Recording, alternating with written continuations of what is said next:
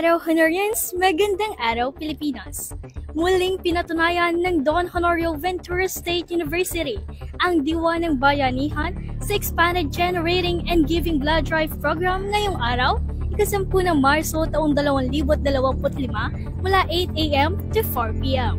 Sa temang Pulse of Hope, Campus Blood Drive, sama-sama nag-alay ng dugo ang mga Honorians upang makatulong sa mga nangangailangan. Katuwang sa advokasya ng National Women's Month in DOVSU, nagsagawa ang universidad ng isang programang pangkalusugan.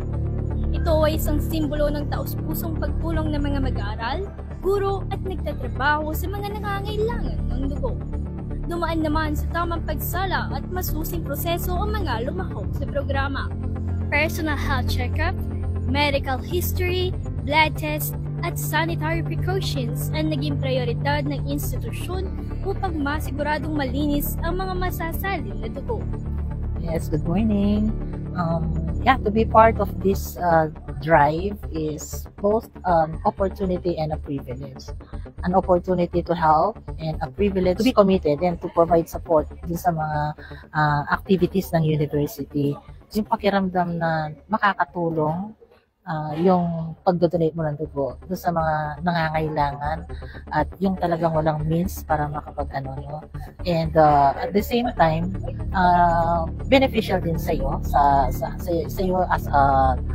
as someone who will be donating yung blood mo. And thinking about makakadugtong to sa buhay ng mga nangangailangan, it's very fulfilling. To tell you frankly, nung hindi pa ako nag-donate, nakakatakot. Sabi ko, the feeling, yung thought mo na sabihin mo na tutusukin ka tapos kukuha ka ng dugo. Pero through proper education, di ba yung orientation na binigay sa akin, especially mga friends ko sa Philippine National Red Cross, so sabi nila, kailangan sir na ganito. And na-convince ako. Today it's my third time. It is my third time to donate blood. And I'm proud of that. At sabi ko sa mga kasama ko ngayon na namimiss ko rin nag-donate ng dugo.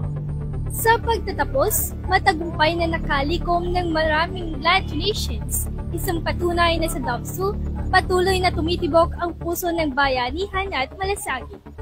Para sa tapat at malayang pamamalayag. Ako si Deo Irish Lulu ng Radyo Escolar nag-uulat.